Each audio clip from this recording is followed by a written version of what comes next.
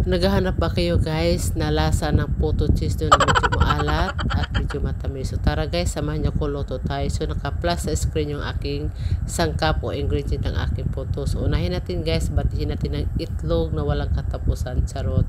So yan, after that, ilagay natin yung ating asukal. So ini sugar guys, pwede nyo rin yung ilagay dito. So akin, dito sa bilabo ng kusina namin ay puti. Sa kaya puti ang ginamit ko. Then after that guys, butter. Nilagay ko siya ng butter para mas masarap at mas malinamnam pa siya. So siguro nahihilo ng itlog kasi lagi ko siyang iniikot-ikot. So yan, ilagay ko yun ng gatas. So nasa inyo na yan guys. Kung wala naman kayong gatas, so pwede nyo lagyan siya ng tubig. So ako guys, mas masarap, i-recommend ko talaga sa inyo, lagyan nyo ng gatas. Kahit yung skim milk lang siya, basta gatas. Basta kahit anong brand, basta gatas. So yan guys, sinalo na natin yung ating liquid dyan sa ating dry ingredient, which is yung harina at saka yung baking powder. By the way pala guys, pwede nyo to siya lagyan ng vanilla flavor o vanilla essence, pero wala ako dito sa bahay, kaya wala na lang yun kasi hindi ko na siya hinahanap dahil wala talaga siya, diba? So yan, haluin natin siya mabuti guys para matunaw talaga siya, diba? So para wala siyang buo-buo, para maswabi ang ating puto, para walang buo-buo rin pag naluto. So anyway guys, ito na yung ating cheese, inibra ng cheese guys, kasi yung ating secret weapon ng ating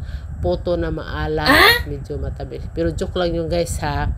Siyempre ang puto matamis, diba? So yan, nilalagay lang natin siya ng konting hindi sa konti kasi isang diba, isang cup. So yan guys, so since na-mixture na natin o nahalo natin mabuti ang ating mixture, so i-transfer natin siya sa ating measuring cup para mamaya hindi tayo mahirapan ibuhos sa ating puto molded. So yung aking puto molded guys, o hulmahan, ay bite size lang siya, isang subuan lang siya. So yan, ganyan yung sinasabi ko guys, para hindi tayo mahirapan at hindi natin mahirapan yung ating buhay-buhay. So ilagay natin dyan sa mga transfer. So nasa inyo na guys, para alang naman kung anong mas madali sa atin. So pwede natin gamitin ng piping pipe ba yun, yung sa pagbibigyan ng cake. So ganyan lang siya. So in-steam ko lang pala to siya guys ng 10 minutes in medium fire. So fairness guys, lahat yan naka-smile talaga kasi